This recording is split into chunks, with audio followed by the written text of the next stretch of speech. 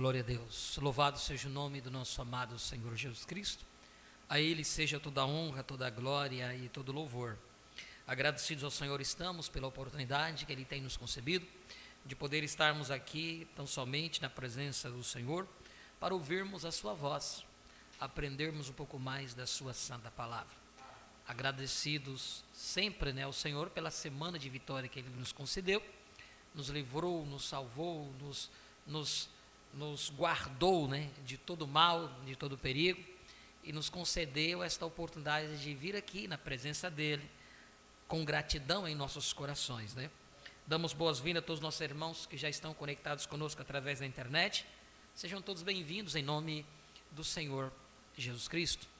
Nós estamos falando sobre a era de Sardes e tínhamos uma previsão de findar na quarta-feira passada, mas tocou terminarmos hoje.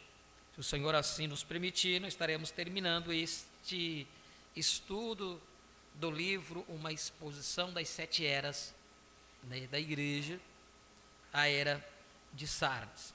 Nós nos detivemos aí na parte onde o profeta estava falando sobre as almas baixo ao altar, Isso nós aprendemos nos selos, no quinto selo. Ele disse no culto passado, eles não são cristãos, Eles retiveram ali por um testemunho e foram ceifados suas vidas aqui, e nisso estão aí os judeus mortos pela Inquisição, pelo Holocausto, por Hitler, Stalin, Mussolini, e esses têm estado baixo o altar, clamando até quando, Senhor? Clamando vingança, clamando vingança. Então esses não são cristãos, nessas almas que estão ali baixo ao altar. Nós aprendemos também no culto de quarta-feira, como o profeta disse, tem uma citação da mensagem onde ele disse que Deus tem um bom lugar para os bons médicos, E quando nós falamos sobre o plano da redenção, muitas pessoas não conseguem entender. Eles acham que não, porque não há salvação a não ser através do sangue de Jesus Cristo.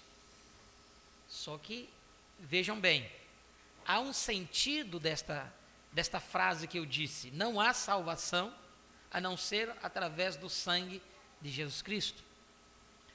Quando a palavra diz que Deus amou o mundo de tal maneira que deu seu Filho unigênito, para que todo aquele que nele creia não pereça, mas tenha vida eterna, e nós sabemos que aqueles que não creram nele, não podem ter vida eterna. Aqueles que não creram, porque Deus deu o seu sacrifício através do seu Filho unigênito, mas sob uma condição: eles têm que crer. Então tem que haver algo dentro da pessoa para ele poder entender isso e requerer, requerer a obra que Cristo realizou na cruz do Calvário.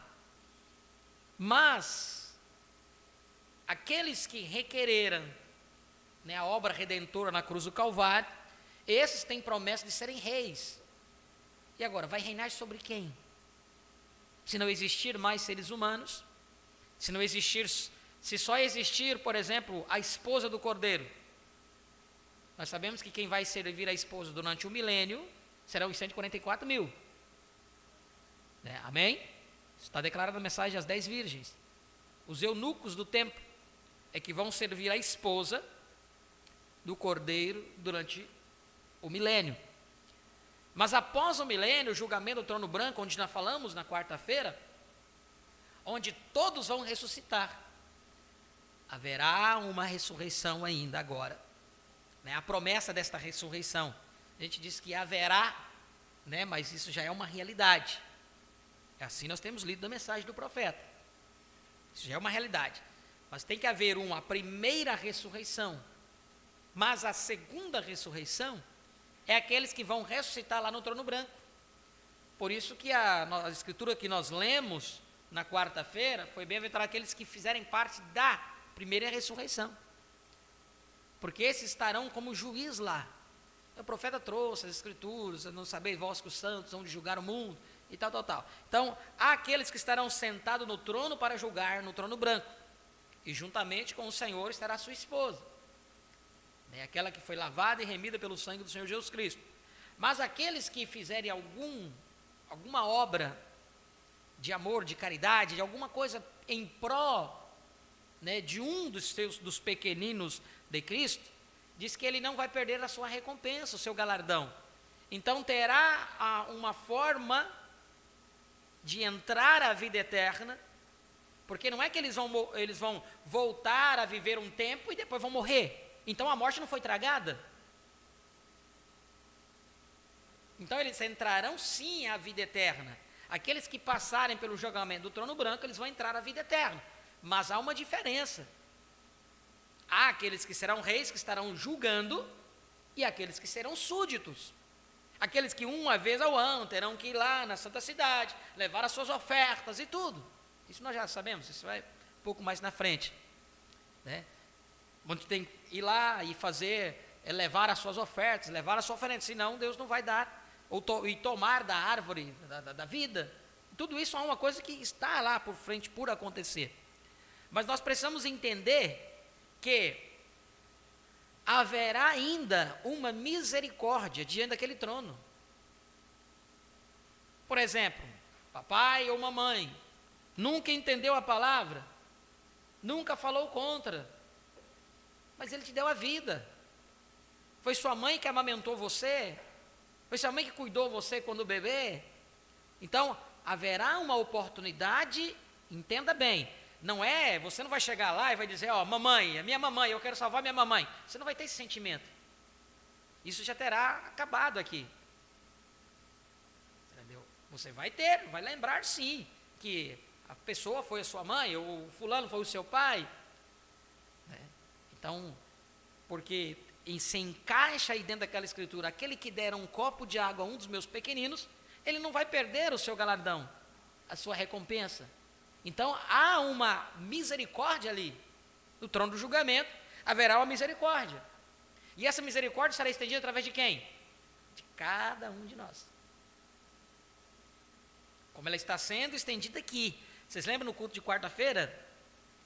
Às vezes a pessoa é tão orgulhosa, ele tem um coração tão difícil. Não, tudo que essa pessoa te der um copo de água, você tem que pagar para ela. Não, está aqui, eu vou te dar. Você quer fazer algo em troca da pessoa. Não é por bondade.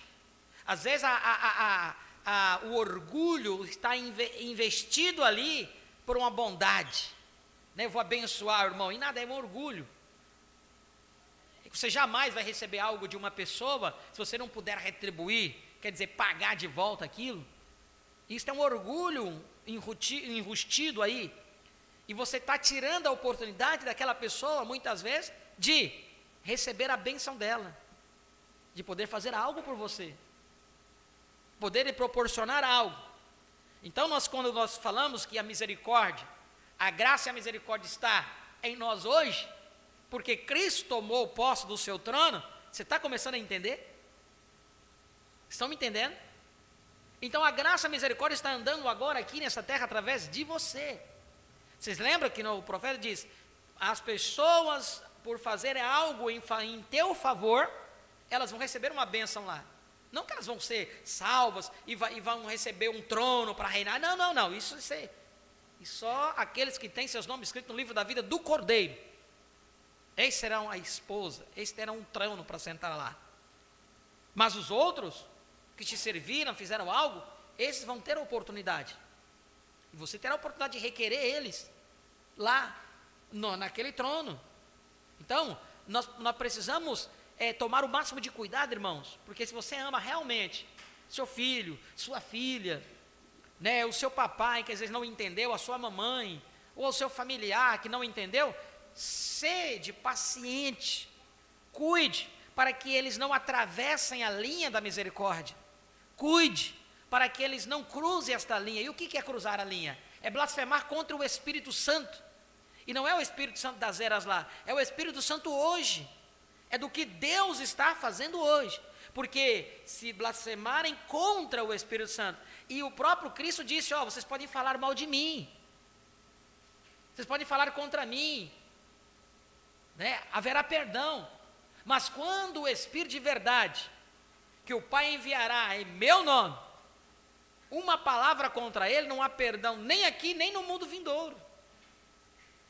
Então, se nós entendermos isso, irmãos, nos coloca em um lugar de reflexão e cuidar com o nosso extremismo da revelação, porque se você usar o extremismo da sua revelação, você pode matar muitas pessoas. Você pode tirar a oportunidade daquela pessoa de comparecer lá no trono branco, porque uma vez que ela falou contra a palavra, onde vai haver misericórdia? Então isso precisamos cuidar, né, do nosso viver, do nosso caminhar, do nosso falar, cuidar disso, para que não seja pedra de tropeço para as pessoas. Às vezes as pessoas entram num extremismo da revelação, e não é um extremismo da revelação da palavra, mas ele quer ser algo que está além, e ele não exerce nem um pouco de graça e de misericórdia no seu coração, em favor do seu parente, em favor do seu filho, em favor da sua filha, em favor do seu esposo, ou em favor da sua esposa. Há N de situações que cada um de nós deparamos. Toda vez que você encontra o seu parente crente, você quer mostrar para ele que ele está na mentira, tudo isso você já falou. Uma vez ele não entendeu, deixa ele.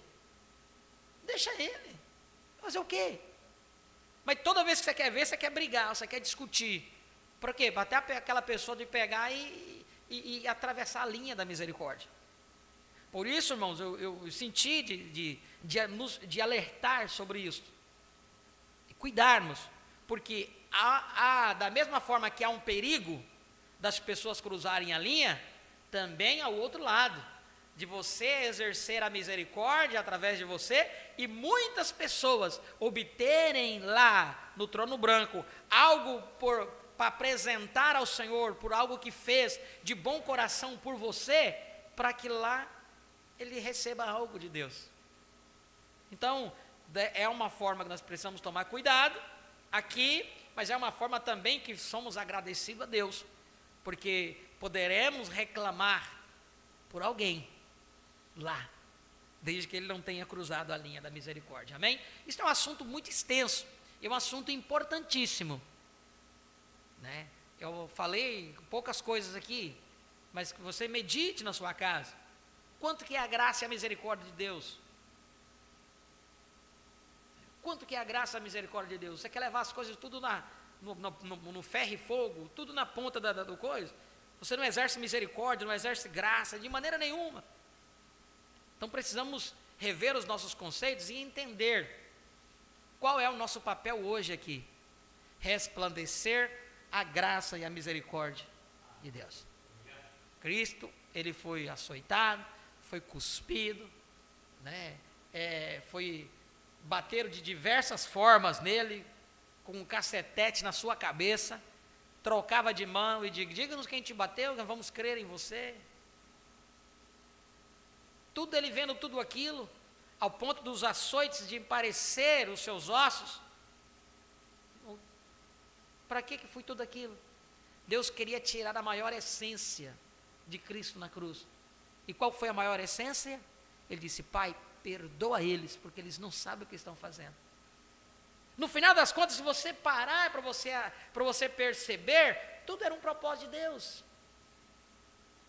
Até Judas foi um propósito de Deus. Foi ou não foi? Nós temos aprendido aqui, até Judas foi um propósito de Deus. Ele cumpriu aquilo ao qual Deus predestinou. Filho da perdição já veio predestinado para aquilo, né? E no entanto, estava no meio, foi escolhido por Jesus. O próprio Cristo escolheu ele. E Jesus não sabia? Sabia quem ele era. Ou senão você está achando que ele enganava Jesus? Quando ele diz, há de me trair, ele não sabia quem ia trair? Sabia. Por que ele não expôs?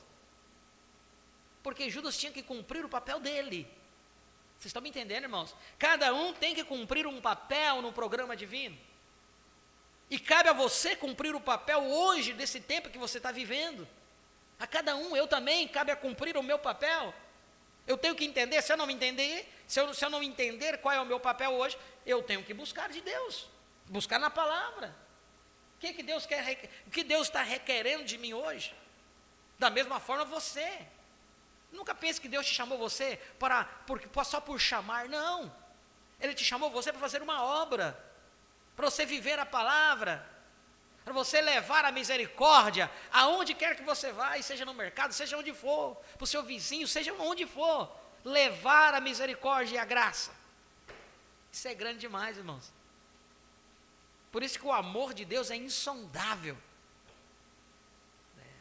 Nós queremos colocar o amor de Deus você não consegue estancar o amor de Deus. É uma fonte borbulhante constantemente, não tem como você estancar isso. Que Deus possa nos ajudar a entender estas coisas. Amém? O amor. Você não entende muitas vezes porque você está no hospital. Deus levou você lá para um propósito. Procure saber qual é o propósito. Às vezes, conhecer uma pessoa, aquela pessoa ser gentil com você levar uma graça, uma misericórdia para a pessoa. Mas o ruim é quando você vai para o hospital e a pessoa ela tem que consolar você. A pessoa tem que falar para você, não, calma, Deus é bom, Deus vai cuidar de você enquanto você está lá desconsolado. Então, você está disposicionado. Se um mundano, ou quem quer que seja, tiver que consolar você, ver você murmurando e ele falar para você, não fala assim não, Deus é bom. Já pensou? Que tapa na cara nós leva? Se Deus tiver que tomar um jumento para falar com nós, por causa da nossa ignorância, por causa da nossa ganância, de fechar os nossos olhos para as coisas de Deus, e Deus tem que usar um jumento para falar contigo, como aconteceu com Balaão. Então, entenda a posição onde Deus te chamou, entenda, você deve ser luz para alguém, você deve ser luz para alguém, em algum lugar. Deus não trouxe você só por trazer, você vinha aqui cumprir o seu ordenado de vir, sentar na cadeira, escutar o culto e ir embora para casa. Não, você tem que entender. Nós aqui não somos telespectadores, aqui nós somos adoradores. Todos nós somos sacerdotes, precisamos adentrar aos santos dos santos. Eu tenho que adentrar, você tem que adentrar. Todos nós, o véu do templo se rasgou. Que o Senhor possa abençoar a cada um dos nossos corações, amém? Vamos nos colocar de pé. Apocalipse capítulo 3. Após a oração, a irmã Aldra vai cantar um louvor. Apocalipse capítulo 3. E ao anjo da igreja que está em Sardes, escreve isto, diz o que tem, os 7 Espíritos de Deus e as 7 estrelas. Conheça as tuas obras, que tens o nome de que vives e está morto. Sê vigilante, confirma os restantes que estavam para morrer, porque não achei as tuas obras perfeitas diante de Deus. Lembra-te, pois, do que tens recebido e ouvido, e guarda-o e arrepende-te. E se não vigiares, virei sobre ti como um ladrão, e não saberás a que hora sobre ti virei. Mas também tens em Sardes algumas poucas pessoas que não contaminaram suas vestes, e comigo andarão de branco, porquanto são dignas disso, aleluia. O que vencer será vestido de veste branca, e de maneira nenhuma riscarei o seu nome do livro da vida, e confessarei o seu nome diante de meu Pai e diante dos seus anjos. Quem tem ouvidos, ouça o que o Espírito diz às igrejas.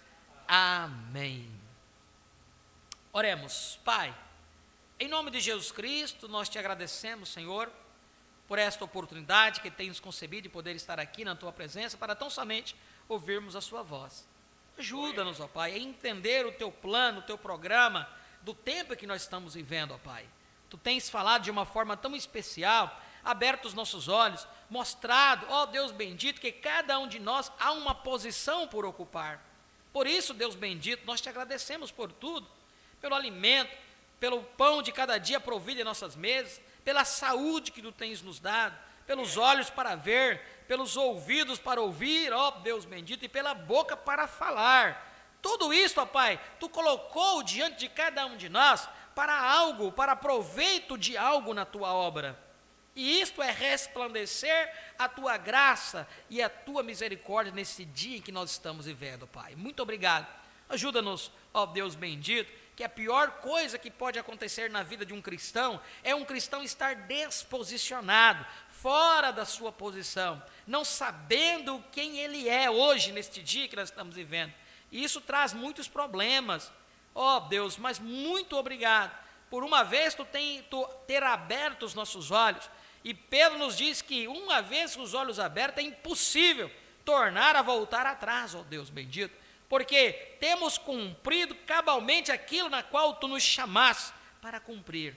Ó Deus bendito, derrame sobre todos nós a porção da Tua palavra nesta noite. Ó Deus, que a Tua graça e a Tua misericórdia seja estendida sobre nós, ajudando-nos todos em nossos problemas, em nossas dificuldades. Ó Deus bendito, esta é a nossa oração e o nosso pedido. Tu possas continuar curando o enfermo e libertar o cativo em nome de Jesus Cristo. Nós te pedimos e te agradecemos por tudo. Amém e amém. Podeis assentar, irmãos? Irmã Audrey vai louvar os...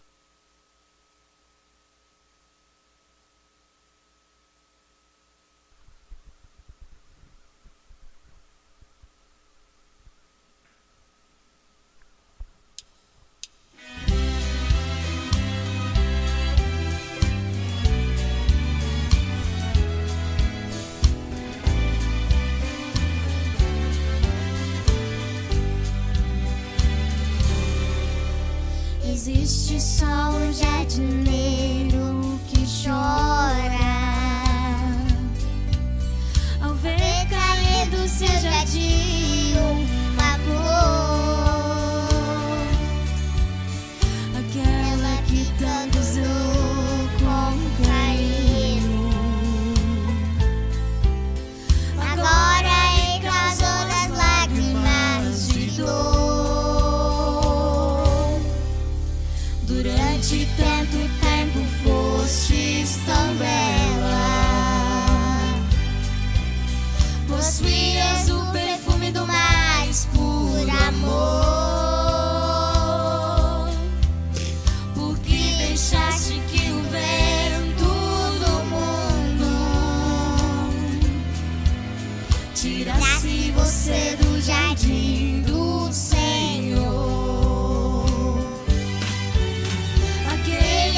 Foi seu fiel jardineiro,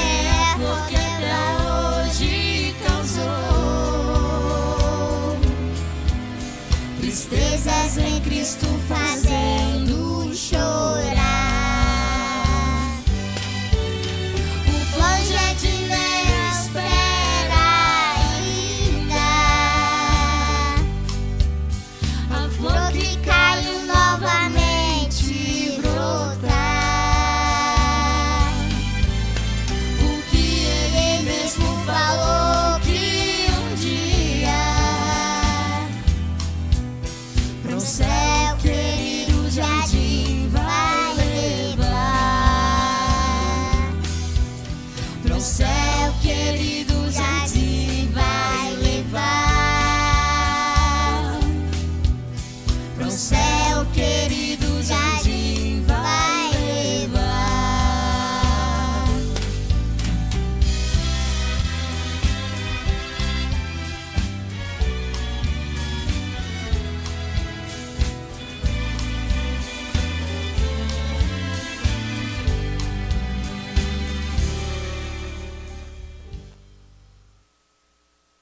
Glória a Deus.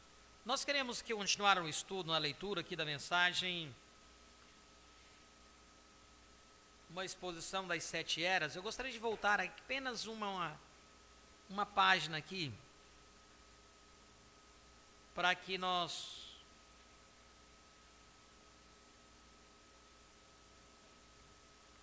possamos prosseguir. É na página 246. Página 246, eu vou no... Tem 2 parágrafos nela, eu vou lá no último. 246. Ele diz assim: nós agora encaramos a pergunta quanto ao porquê lhes será concedida a vida eterna no julgamento, já que as epístolas parecem mostrar conclusivamente que temos de possuir o Espírito de Cristo ou pereceremos. Foi o que eu falei aqui. Ou, né, então lá no julgamento do trono branco, haverá vida eterna. Será concedido vida eterna.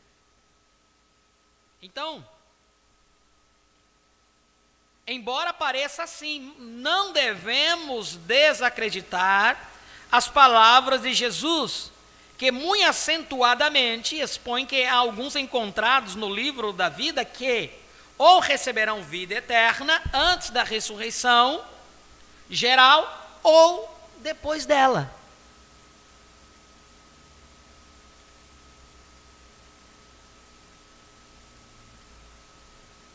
Paulo não se esquiva desta verdade, pois ele muito claramente diz em Filipenses 3:11, para ver se de alguma maneira posso chegar à ressurreição dos mortos. Ora, esta declaração é extremamente peculiar. Todos nós sabemos que todos vamos estar na ressurreição, quer queiramos, quer não. Todos serão ressuscitados. Assim, Paulo dificilmente poderia estar dizendo, para ver se de alguma maneira posso chegar à ressurreição dos mortos. A verdade a respeito é, ele não está falando isso. A leitura literal é, para ver se de alguma maneira posso chegar à sobreexcelente ressurreição dentre os mortos. Isso não significa chegar à ressurreição geral ou segunda, mas chegar à primeira ressurreição, da qual é dito, bem-aventurado e santo aquele que tem parte na primeira ressurreição. Sobre esses não tem poder a segunda morte, mas serão sacerdotes de Deus e de Cristo. Esses da primeira ressurreição. Sacerdotes de Deus e de Cristo. E reinarão com ele 1000 anos. A primeira ressurreição não tem nada a ver com a segunda morte. Isso acontece ao final dos 1000 anos, quando todo o restante dos mortos vivem de novo. Lembre-se, haverá tribulação. Depois da tribulação, entraremos no milênio. É um fato isso. Não tem, às vezes as pessoas dizem assim, vocês estão dizendo que Jesus já veio, então vocês estão no milênio. Ignorância. Ignorância. Porque no milênio não vai ter morte, tem pessoas morrendo ainda. No milênio não vai ter guerra, e estão guerreando. É ignorância da pessoa. É porque na mente dele, a vida do Senhor está apenas aquela, porque ele vai vir nos ares, aí todos os anos a gente vai ver.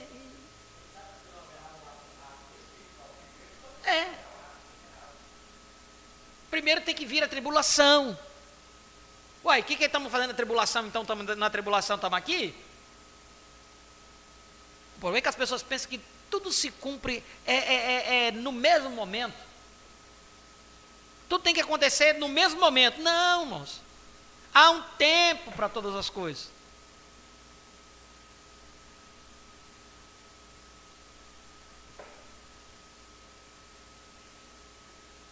A primeira ressurreição não tem nada a ver com a segunda morte. Isso acontece ao fim dos 2000 anos, quando todo o restante dos mortos vivem de novo, e naquele dia haverá aqueles que saem para a vida eterna, e aqueles que são apanhados da segunda morte. Agora, não precisamos adivinhar acerca dos que na segunda ressurreição receberão vida. É-nos dito que é dada a eles com base de terem sido amáveis e bons para os irmãos. Uma vez que isto é a palavra de Deus, nós simplesmente o aceitamos. Amém. Tem pessoas dizendo, não, vai ter salvação. Vai ter sim. Quando você concede a vida eterna a um, isso não é salvação para ele? A diferença da salvação dele lá para a nossa salvação aqui, que nós fomos escolhidos para ser reis e sacerdotes. Essa é a diferença. Mas não vamos ter vida eterna? Vamos ter. E eles também não vão ter? Também vão. Eles não vão morrer depois? Porque senão a morte continua vivendo.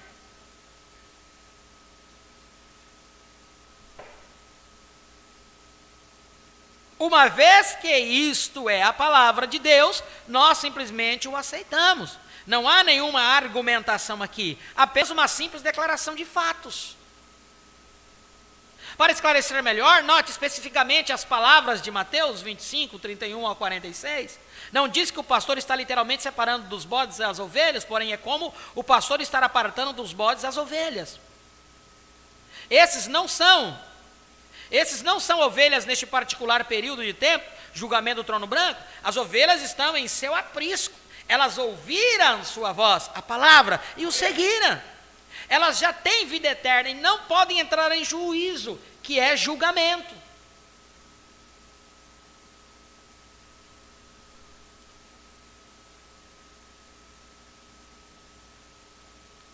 Porém, esses não têm vida eterna. E eles estão no juízo. É-lhes permitido entrar na vida eterna, mas baseado em que entram eles na vida eterna, certamente não pelo fato de que já tenham sua vida como a noiva tem, mas eles a recebem porque foram amáveis para os seus irmãos. Olha aí a misericórdia sendo estendida. Eles não são seus irmãos. Isso os faria co-herdeiros com Jesus.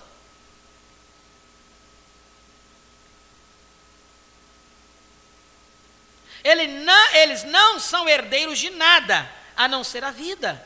Eles não compartilham nenhum trono e etc. com ele. Seus nomes tinham de estar no livro da vida e não ser removidos. Agora, por causa do seu amor pelo povo de Deus, eles são reconhecidos e salvos. Não há dúvida que estes serviram e ajudaram os filhos de Deus. Talvez como Nicodemos e Gamaliel, eles defenderam os filhos num tempo de dificuldade. Irmãos, isso aqui é tremendo. Isto é graça, isto é misericórdia.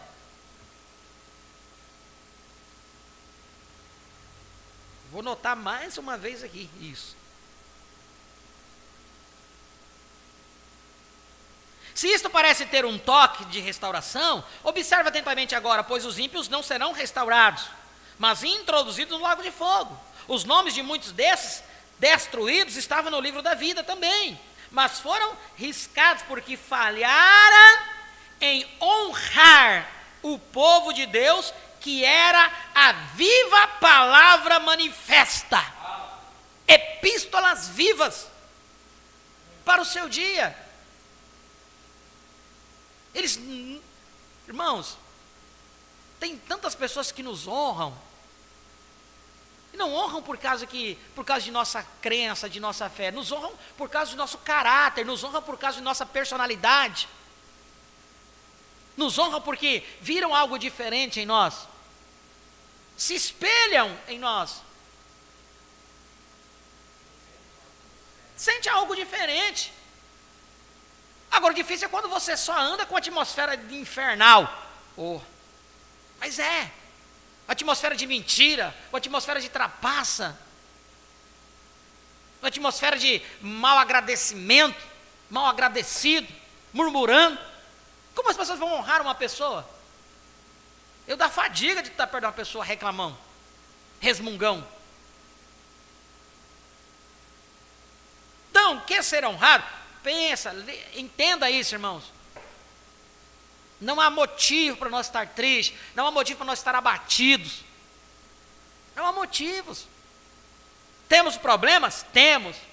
Somos feridos muitas vezes? Somos. Mas se nossa vida é regida por Ele, pelo grande mestre, se tudo não acontece por acaso, tudo tem um porquê, acontece, então somos só agradecidos a Deus. Muito obrigado, Senhor. Até pelas dificuldades, que muitas vezes nós mesmos buscamos com as nossas mãos.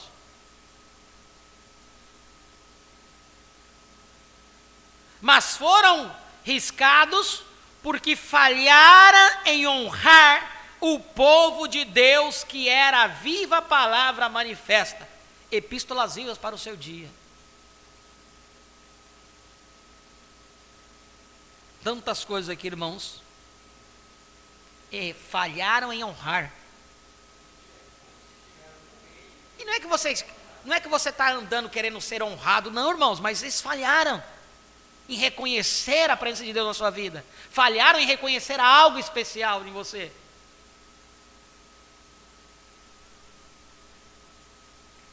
Agora, sejamos bem claros aqui. Esses não são nações sendo julgadas e adentrando o milênio por terem acolhido e ajudado os judeus. Isso fica bem claro devido à conclusão destes versículos. E irão estes, os ímpios, para o tormento eterno, lago de fogo, mas os justos para a vida eterna. Não há nenhum registro dos dois julgamentos fixados, onde os ímpios são lançados no lago de fogo. Somente a besta e o falso profeta são julgados no fim da grande tribulação. Não, no fim da grande tribulação. Não, este é o julgamento do trono branco.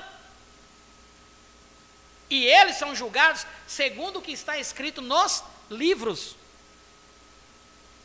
É na segunda ressurreição, na qual as almas sobre o altar, como descrito no 5º selo, Apocalipse 6, do versículo 9 ao 11, recebem vestes brancas e evidentemente vida eterna. E não haveria razão das vestes brancas. E havendo aberto o 5º selo, vi debaixo do altar as almas dos que foram mortos por amor da palavra de Deus e por amor do testemunho que deram. E clamavam com grande voz, dizendo: até quando, ó verdadeiro e santo dominador, não julgas e vingas o nosso sangue dos que habitam na terra? E foram dadas a cada um compridas vestes brancas, e foi-lhes dito que repousassem ainda um pouco de tempo, até que também se completasse o número de seus conservos, de seus irmãos, que haviam de ser mortos como eles foram. Agora note particularmente que nenhum desses sobre o altar foram mortos pelo testemunho de Jesus. Eles não foram como Antipas, que foi morto por reter o seu nome. Esses não são pessoas nascidas de novo, com vida eterna como sua possessão. Eles surgem na ressurreição e recebem vida por causa de sua posição na palavra. Então, o plano de redenção está muito mais além do que você pode imaginar. Porque tem aqueles que aceitaram o sangue de Cristo, aceitaram o sacrifício dele. E esses são a esposa do Cordeiro. Mas os que estão abaixo do altar, que entram na vida eterna, pelo seu posicionamento frente à palavra do dia que eles estavam vivendo. Não tem nada a ver com Jesus. E há aqueles além que honraram a esposa do Cordeiro aqui na terra e receberão também vida eterna lá. Então,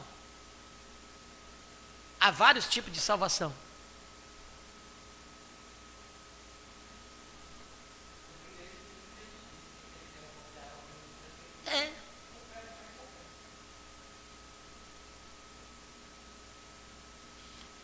Eles surgem na ressurreição e recebem vida por causa de sua posição na palavra.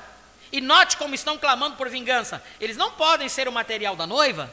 A noiva vira a face e clama: perdoa-lhes, Pai. Eita glória! porque não sabem o que fazem. Esses são judeus. Tem que ser porque estão no 5º selo, e é no 4º selo que a noiva gentia parte no arrebatamento. Porque o 6º selo, tribulação.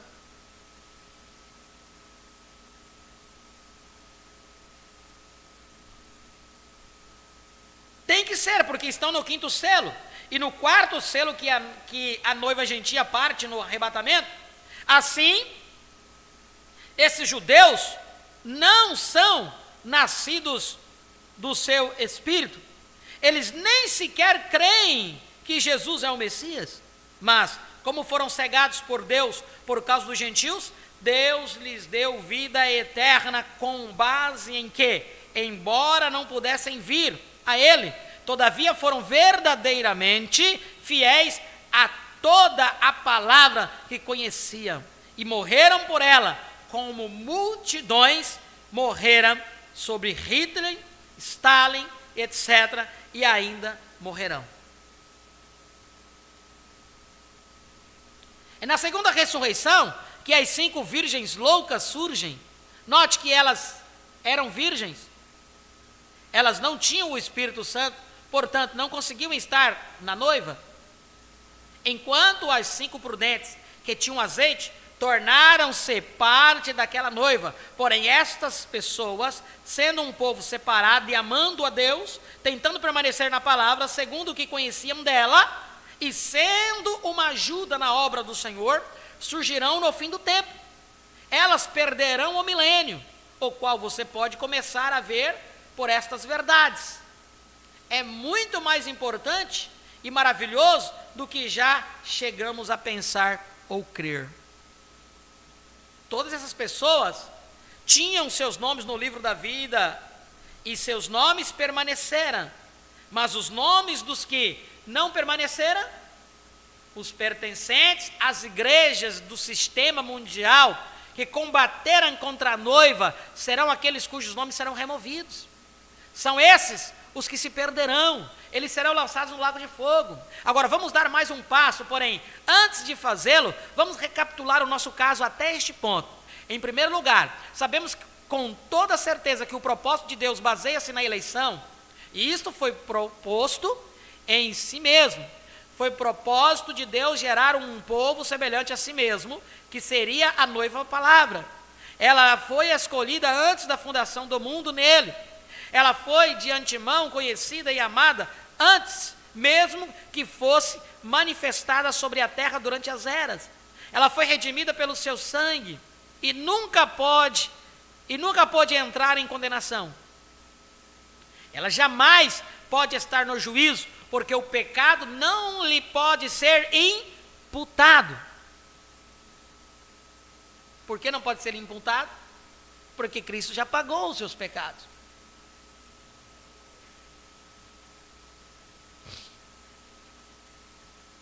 Romanos 4:8, bem-aventurado o homem a quem o Senhor não imputa o pecado, mas, na verdade, ele estará com ele em seu trono de juízo, julgando o mundo e até os anjos. Seu nome, cada um de seus membros, foi escrito numa seção do livro da vida do Cordeiro antes da fundação do mundo. Em segundo lugar, há uma outra classe, seus nomes estão também no livro da vida, e eles surgirão na segunda ressurreição. Os tais são as virgens loucas e os justos, que são mencionados em Mateus 25. Nesta classe também encontraram-se aqueles que não adoram a besta e nem se envolvem no sistema anticristão, mas morrem por sua fé, muito embora não estejam na noiva, não tendo nascido de novo, mas eles surgirão na segunda ressurreição e entrarão na vida eterna. E em terceiro lugar, há os cristãos fronteiriços, tal como vimos em Israel saindo do Egito. Esses tinham seus nomes no livro da vida e suas obras escritas nos livros. Estes, tendo falhado em obedecer a Deus, estando desprovido do Espírito, não obstante os sinais e prodígios estivessem entre eles, terão seus nomes removidos do livro da vida. Entre este grupo estarão aqueles como Judas, que, embora totalmente destituídos do Espírito, são religiosos, terão manifestações em suas vidas, e mesmo assim nos livros não foram eleitos nele. Os tais como Balaão também estarão nesse grupo. Finalmente, em quarto lugar, estão aqueles cujos nomes nunca estiveram e jamais estarão escritos nos livros.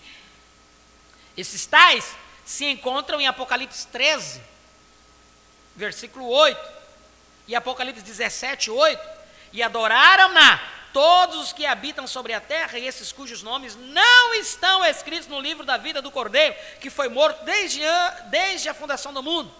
A besta que vistes foi e já não é, e há de subir do abismo, e irá à perdição, e os que habitam na terra, cujos nomes não estão escritos no livro da vida, desde a fundação do mundo, se admirarão, vendo a besta que era e já não é, mas que virá. Jesus disse que um determinado grupo aceitaria um que viesse em seu próprio nome. Este é o anticristo. E é exatamente isto que é dito deles em Apocalipse 13, versículo 8 e 17, 8. Esses foram ordenados por Deus, mas não para a eleição. E com este grupo estão os tais que são como o faraó. É dito dele: para isso mesmo te levantei, vasos da ira, preparados para a perdição. Como o profeta disse, como é que ele falando, quando ele fala sobre o comunismo, não se preocupe com o comunismo. O comunismo foi levantado por Deus para um propósito. São aqueles que se levantaram para a ira, para castigar, como o faraó foi.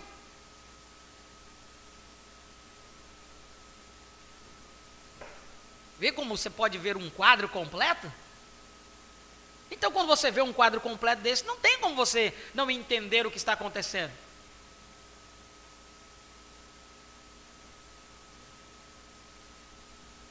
Romanos 9, versículo 17 ao 22, nenhum desses seria colocado nos registros da vida. Nenhum desses seriam colocados no registro da vida. Eu não estou dizendo que não há nenhum registro deles. Não há dúvida de que há algum tipo de registro deles. Porém, não nos registros da vida. O propósito da existência deles foi tratado ligeiramente nas demais partes deste livro. Porém, podemos acrescentar mais duas escrituras. Provérbios 16, versículo 4. O Senhor fez ao ímpio para o dia do mal. Jó 21, 30. O mal é preservado para o dia da destruição e arrebatado no dia do furor. Uma vez que esta porção da palavra seja difícil da mente humana captar, deve ser aceita e crida pela fé.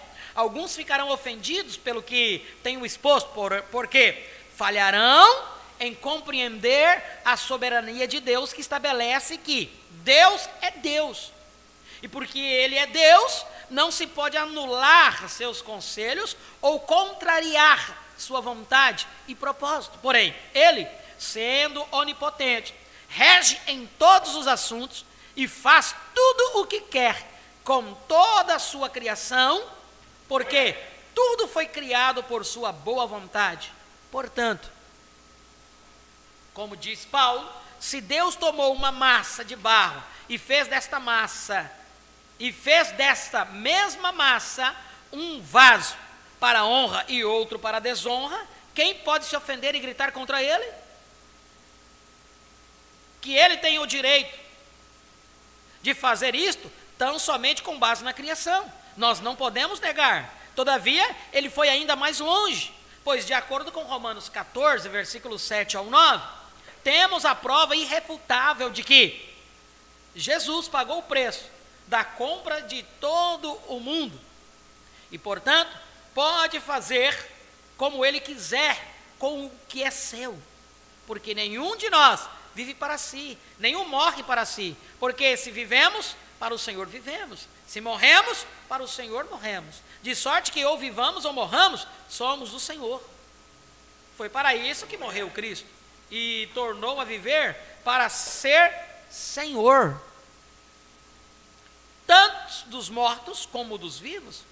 Pós, não parentesco, quer dizer aqui, isto é também exposto em João 17, 2, assim como lhe deste poder sobre toda a carne, para que dê a vida eterna, e todos quantos lhe destes. Ora, se imputamos onisciência a Deus, devemos também aceitar que ele é perfeito em sabedoria e justiça. Este plano de eleição e reprovação é a sabedoria de Deus revelada em todas as eras, como diz em Efésios capítulo 1, versículo 3 ao 11, bendito Deus e Pai do nosso Senhor Jesus Cristo, o qual nos abençoou com todas as bênçãos espirituais nos lugares celestiais em Cristo, como também nos elegeu nele antes da fundação do mundo, para que fôssemos santos e irrepreensíveis diante dele em caridade, e nos predestinou para filhos de adoção por Jesus Cristo, para si mesmo, segundo o beneplácito de sua vontade, para louvor e glória da sua graça, pela qual nos fez agradáveis assim no amado, em quem temos a redenção pelo seu sangue, a remissão das ofensas, segundo as riquezas de sua graça, que ele fez abundar para conosco em toda sabedoria e prudência, descobrindo-nos o mistério da sua vontade, segundo o seu beneplácito que propuser em si mesmo, de tornar a congregar em Cristo todas as coisas, na dispensação da plenitude dos tempos, tanto as que estão nos céus, como as que estão na terra.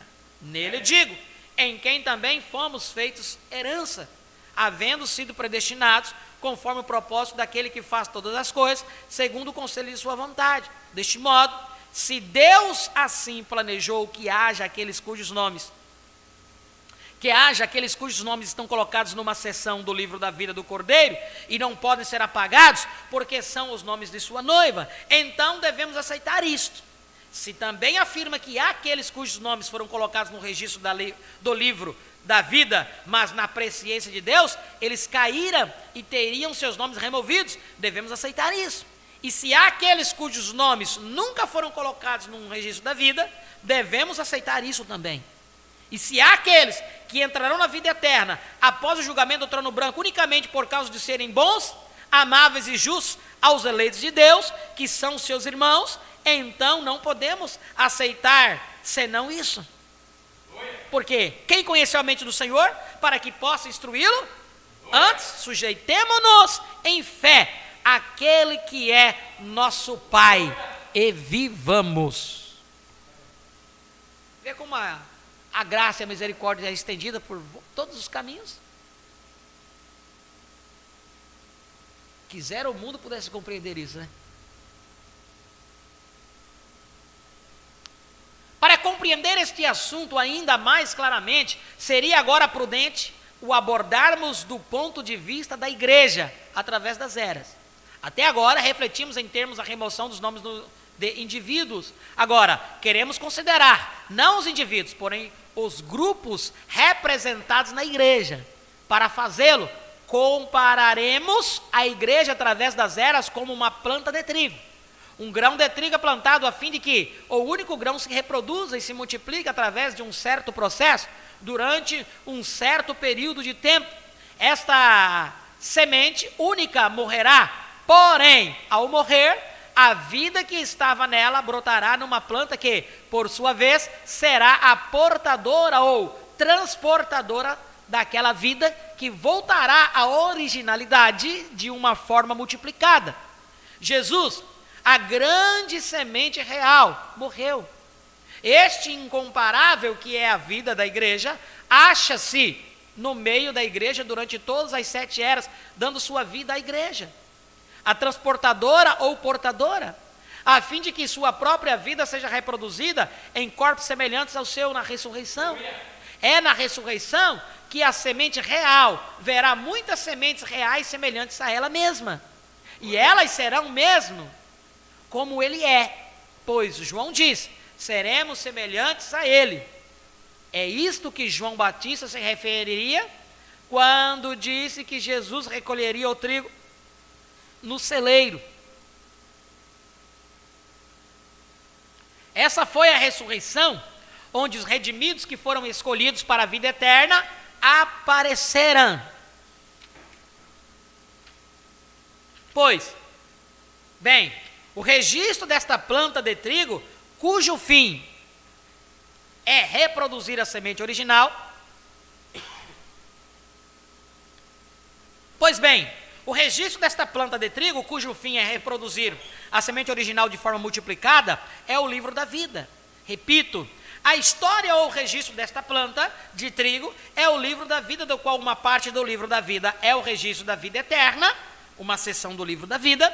Isto é, visto de maneira convincente, examinando-se a planta de trigo, uma simples semente é semeada, logo vê-se uma folha, porém, isto ainda não é o trigo.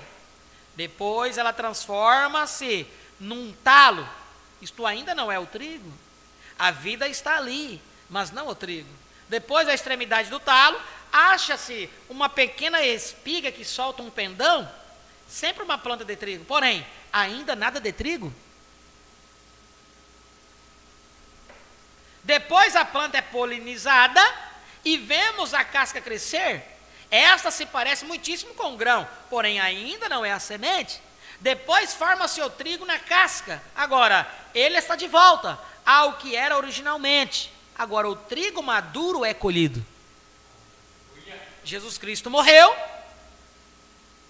ele deu sua vida, esta vida voltaria sobre a igreja e traria a glória, muitos filhos semelhantes a ele na ressurreição. Porém, assim como a semente de trigo tinha de ter um portador para produzir a semente do trigo multiplicada, assim também tinha de haver uma igreja que seria a portadora da vida de Cristo. Entende? A portadora da vida de Cristo.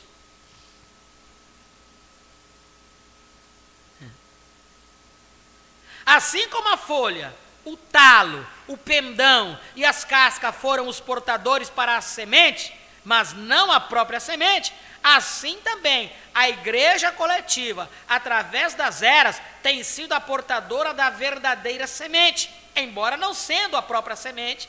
É por isso que podemos dizer que o livro da vida é a planta de trigo inteira. Aleluia!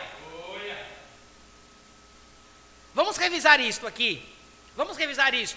Aqui está essa semente original que foi plantada. Ela produziu uma folha. Aquilo não era ele. Produziu um talo. Também não era ele. Eis que surgem as cascas nas quais o trigo deve se formar. Não. E isso não é ele. O pendão aparece. Então o pólen cai sobre aqueles pistilos. Parte daquela planta é vivificada. Parte daquela planta é vivificada. Algo daquela semente original que veio através do resto da planta transforma-se em semente. Porque toda a planta não se tornou semente, porque foi criada para aquele fim. Apenas uma parte daquela planta pode voltar a ser a semente, porque apenas uma parte daquela planta de trigo é trigo de vida eterna. Se você tirar a semente da planta, ela morre. Então, a semente não pode vir da planta. A semente é uma semente, ela tem que cair e a semente germinar, porque a vida está na semente, não na planta.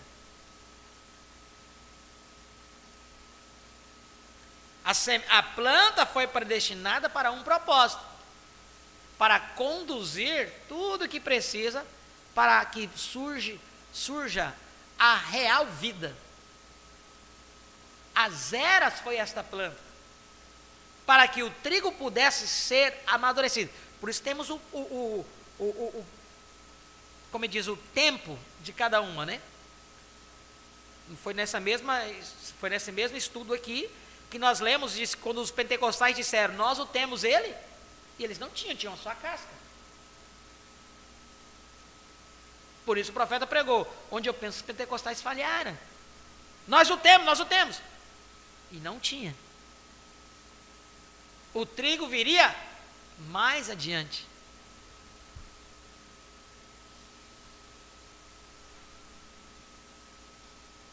A planta de trigo é trigo de vida eterna. Apenas uma parte daquela planta foi criada para aquele fim. Apenas uma parte daquela planta pode voltar a ser semente, porque apenas uma parte daquela planta de trigo é trigo de vida eterna. Você tem um tipo perfeito disso em Israel, deixando o Egito. Eles saíram em número de aproximadamente 2 milhões de pessoas. Todos escaparam através do sangue sacrificial, todos foram batizados no Mar Vermelho, todos saíram da água gozando as manifestações e bênçãos do Espírito Santo. Todos comeram alimento de anjos, todos beberam de uma rocha que os seguia. Todavia, com exceção de uns pouquíssimos, eles foram nada mais que portadores para os filhos que deveriam sucedê-los a entrar na terra de Canaã. Nem todo Israel é Israel, e todos, menos uma parte, uma pequena minoria, tiveram seus nomes riscados no livro da vida. Nós temos o mesmo hoje na igreja. Nomes vão ser riscados do livro da vida. Nenhum nome será riscado do livro da vida eterna, porque esse é um outro registro, embora contido no livro da vida. E o testemunho é este, que Deus nos deu vida eterna, e esta vida está em seu Filho. Quem tem o Filho tem a vida eterna. Quem não tem o Filho não tem vida eterna. E esses que têm essa vida estavam nele antes da fundação do mundo. Eles foram eleitos nele antes da fundação do mundo. Esta grande semente real de Jesus Cristo foi plantada, ele morreu. E aquela vida que estava nele veio através da planta de trigo e está reproduzindo-se em multidões de sementes de trigo, tendo a mesma vida nelas e sendo semelhantes ao original, porque pelo Espírito são originais. Aleluia. Agora, podemos ver porque a noiva, ela estava nele assim como Eva estava em Adão. Redimida, trazida de volta pelo proprietário original, não pode jamais ter seus nomes nos membros retirados do registro. Ela é parte dele. Ela está no trono, aleluia. Ela não pode jamais ser julgada. Cada um na noiva é um membro dele, e ele não perde nenhum. Porém, isso não é assim com relação a todos no livro da vida, porque entre eles ainda estão aqueles como Judas e etc., que têm parte no registro, mas seus nomes são removidos.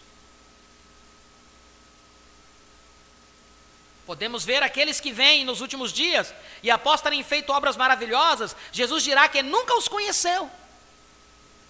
Não é que ele não estava ciente deles, sua onisciência torna isto impossível. Porém, eles não foram previamente conhecidos como estando na noiva, e tampouco foram previamente conhecidos como estando entre os justos da segunda ressurreição. Eles não deram fruto porque estavam fora da palavra, não permaneceram nela.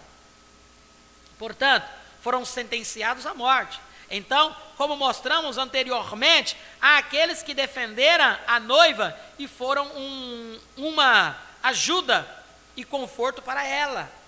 Esses tiveram seus nomes mantidos no livro da vida e entram na vida eterna. Finalmente, aqueles tais como o Faraó, que nunca tiveram seus nomes no livro da vida, e esses são lançados no lago de fogo também.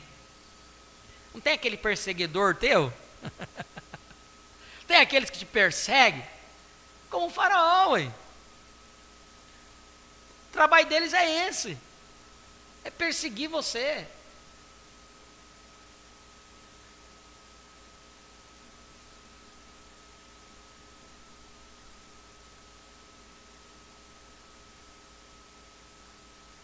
Finalmente, há aqueles tais como o Faraó, que nunca tiveram seus nomes no livro da vida, e esses são lançados no lago de fogo também. Deste modo, o grão de trigo que se tornou uma planta para a colheita é o registro da igreja. E assim como nem toda planta de trigo é o grão de trigo, nem toda planta é usada na colheita, assim é com a igreja. Nem toda a igreja é a noiva, e nem é dada a vida eterna a toda a igreja. Porém, uma parte dela é ajuntada no celeiro, e uma parte é reservada para que possa entrar na vida eterna na segunda ressurreição. E a parte dela, que é considerada palha, é queimada no lago de fogo. E isto é exatamente o que João Batista e Jesus disseram, porque João disse que o trigo seria recolhido ao celeiro e a palha queimada. Jesus disse: atai o joio e ajuntai o trigo, e então ajuntai o trigo. O movimento ecumênico atará as igrejas, joio, porque o joio deve ser atado primeiro, e embora o seu fim seja ser queimado, ele não é queimado quando é atado, mas é reservado para uma data posterior, que é no fim dos 2000 anos, ou na segunda ressurreição. Porém, uma vez que o joio esteja atado, e o arrebatamento pode acontecer, e assim acontecer duramente o atar e a revelação do anticristo. Então virá o dia quando todos estarão juntos, como visto em Daniel. O rei estará ali com sua noiva, e diante deles estarão as multidões que serão julgadas. Sim, todos estão lá. Todos os livros são abertos. É feita uma disposição final de tudo. A colheita realmente acabou. Os livros, outrora abertos, são fechados. Concluindo este assunto por hora, deixe-me referir a uma declaração feita no começo dele, onde eu disse que nenhuma escritura fala do Senhor copilando presentemente um registro de nomes. Isso na verdade é assim. Entretanto, há uma escritura mostrando uma compilação futura. Está no Salmo 87. Este salmo fala o Senhor fazendo descrição dos nomes de todos nascidos em Sião. De forma alguma pode-se presumir que Deus tenha de esperar o fim das eras, ou daquele período de tempo que trata de Sião, para conhecer todos que podiam nascer em Sião.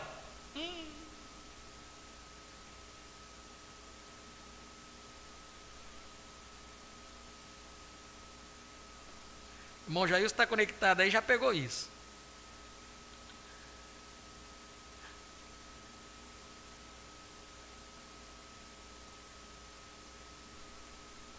Concluindo este assunto por hora, deixe-me referir a uma declaração feita no começo dele, onde eu disse que nenhuma escritura fala do Senhor copilando presentemente um registro de nomes. Isso na verdade é assim. Entretanto, há uma escritura mostrando uma compilação futura. Está no Salmo 87. Este salmo fala do Senhor fazendo descrição dos nomes de todos os nascidos em Sião. De forma alguma pode-se presumir que Deus tenha de esperar o fim das eras, ou daquele período de tempo que trata de Sião, para conhecer todos que podiam nascer em Sião. Por isso a representação.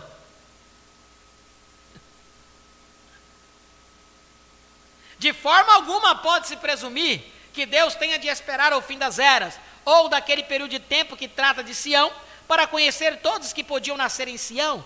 Mais uma vez, isso excluiria a onisciência. Certamente, ele conhece todos que contam desse número.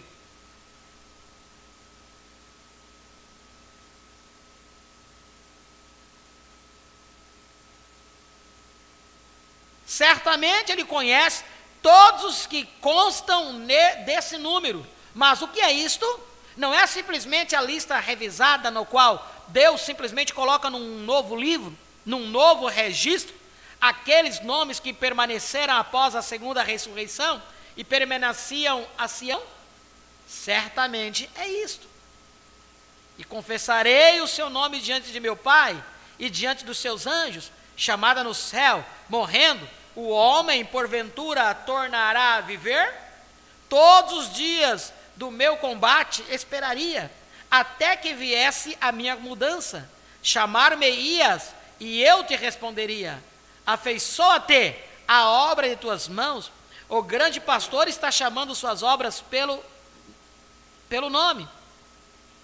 A voz criativa de Deus as está chamando desde o pó, ou mudando seus átomos, ainda que não tivessem dormido. É o arrebatamento, é a grande ceia das bodas do Cordeiro e sua noiva. Porém, o arrebatamento não é a única chamada. Lá na segunda ressurreição, no julgamento do trono branco, nomes serão confessados diante do Pai e seus anjos. Agora, foi-me dito que aqueles que conhecem que o som mais doce ao ouvido humano é o som do nome dessa pessoa. Como as pessoas gostam de ter seus nomes diante do público, como elas gostariam de aclamação, porém nenhuma voz terrena jamais pronunciará seu nome tão docemente quanto a voz de Deus o fará, se o seu nome estiver no livro da vida e permanecer lá para ser revelado diante dos santos anjos.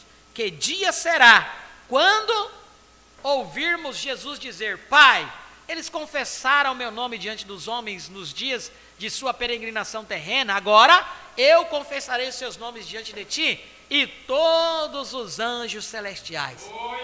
Quem tem ouvidos, ouça o que o Espírito diz às igrejas. Uma vez mais, o Espírito tem falado.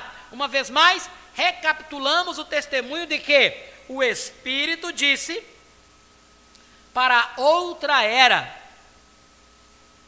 E achamos o testemunho correto. Outra era passou e ela cumpriu-se exatamente como ele disse que seria.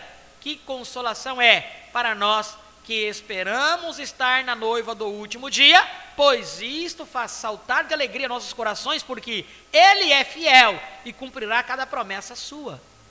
Se Ele foi fiel e verdadeiro para com os da era de Sardes, então Ele é igualmente fiel para com esta nossa era. Se eles, por sua graça e poder, serão recebidos e elogiados por Ele, então assim o seremos. Prossigamos, portanto, até a perfeição para encontrar o Senhor nos ares e estar sempre com Ele. Amém. Glória a Deus. Fechamos aqui a era de Sardes. Que coisa tremenda, irmãos. Que coisa tremenda. Se o Senhor nos permitir, amanhã entraremos na era de Filadélfia. Representação, irmãos. Tem uns vídeos no canal do irmão Jailson muito bom sobre isso, para que você possa entender. Porque ele fez a intercessão pelo último, ele não poderia ter se levantado enquanto o último não fosse redimido, e ele levantou-se ali no trono de intercessão para tomar o seu próprio trono. Então, quem foi esse último? Que o Senhor possa nos ajudar a compreender essas coisas. Será para um outro dia nós falarmos sobre isso. Amém? Feche os teus olhos neste momento, Pai. Em nome de Jesus Cristo, nós te agradecemos, Senhor, por uma forma tão especial de nos falar, abrir os nossos olhos, nos mostrar, ó Pai, todo o conteúdo que estava ali dentro dessas eras. Cada vez que abrimos, tu tem que falar de uma forma especial. Hoje, obtemos cada vez mais e mais entendimento daquilo que pelas duas vezes que nós lemos, ó Pai, não havíamos adquirido. É assim, quanto mais recebemos luz, mais visão nós temos da Tua palavra.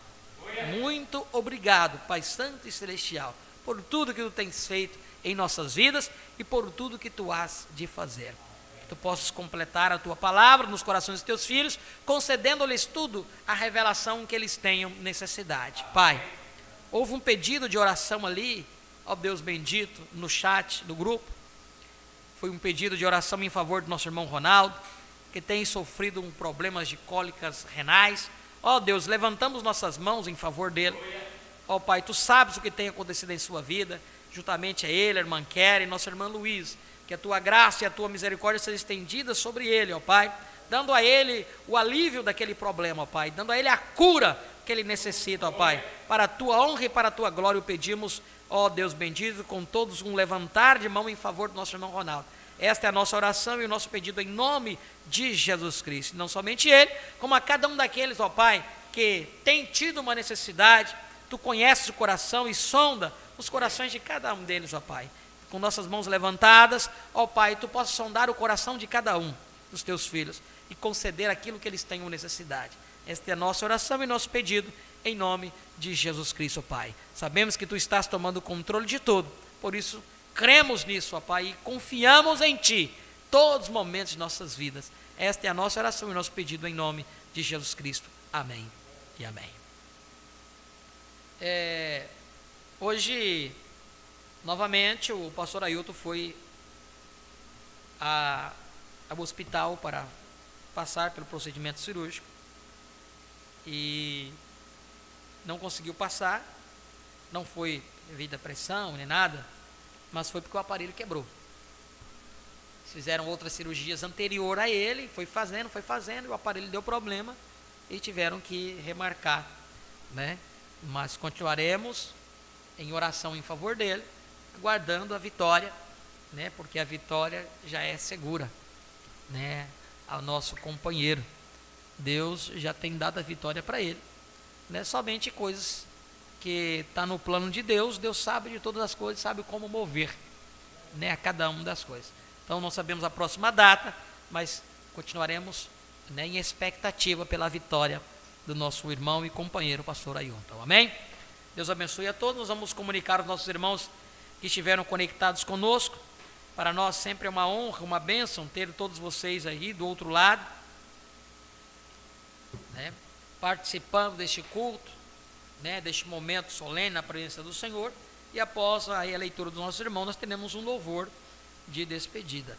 Tiveram conectado conosco nossa irmã Marlúcia dos Santos e Eloá Kenara de Alto Paraíso, irmão Jailson Souza e esposa, irmã Lúcia da Paraíba, né, da Paraíba, irmã Luziane Nunes, São Pedro Piauí, irmã Keren Apuc, né, de Tangará da Serra, Mato Grosso, né, irmã Luísa também, juntamente com ela, irmã Juscelia, irmã Marta, irmão Renato, aqui de Ariquemes, irmão João Carlos e família, né, Jandira, São Paulo, irmão Valdemir, irmã Sandra, acho que é Sandra Gomes, né, Jandira, São Paulo também, irmã Carmelita, irmão José dos Santos, Jandira, São Paulo, irmão Caio César, Jandira, São Paulo, pastor Ailton Dantas, Jandira, São Paulo, irmão Carlos Gomes, Jandira, São Paulo, irmã Ivonete Lopes, Cachoeirinha, Rio Grande do Sul, e irmã Beatriz Ribeiro, daqui de Ariquemes, também conectada.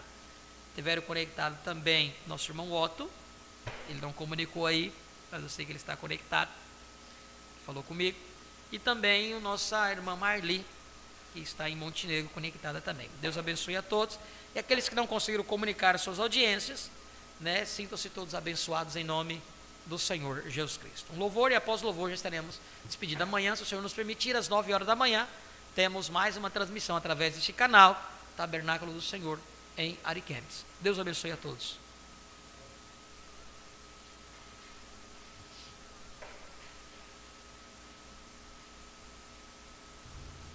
Povo eleito, caminhando à perfeição. Somos um povo eleito, chegando à adoção. Vimos nossos nomes no livro e fomos livres do pecado. Povo eleito, rumo à transladação. Povo eleito, caminhando à perfeição. Somos o povo eleito, chegando à adoção. Vimos nossos nomes no livro e fomos livres do pecado. Povo eleito, rumo à transladação.